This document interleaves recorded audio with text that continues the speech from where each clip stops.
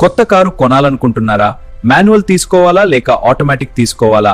Traffic లో ఏది best? Mileage ఏది ఎక్కువ ఇస్తుంది? ఈ వీడియో పూర్తిగా చూడండి. మాన్యువల్ కార్ అంటే ఏమిటి?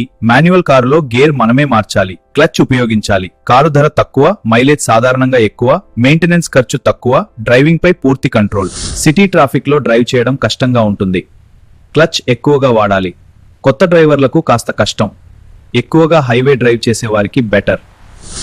ఆటోమేటిక్ కార్ అంటే ఏమిటి? ఆటోమేటిక్ లో గేర్ సిస్టమ్ ఆటోమేటిక్ గా పనిచేస్తుంది, క్లచ్ ఉండదు, ట్రాఫిక్ లో చాలా సౌకర్యం, డ్రైవింగ్ ఈజీ, కొత్త వాళ్లకు బెటర్, సిటీ యూస్ కి బెస్ట్.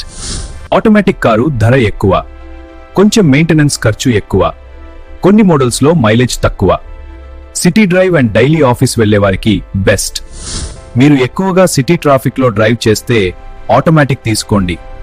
మీకు బడ్జెట్ ముఖ్యమైతే మైలేజ్ కావాలంటే మాన్యువల్ తీసుకోండి. మీరు ఏ కార్ తీసుకుంటారు? మాన్యువల్ లేదా ఆటోమేటిక్? కామెంట్లో చెప్పండి. ఇలాంటి కార్ టిప్స్ కోసం మా ఛానల్ కి సబ్స్క్రైబ్ చేయండి.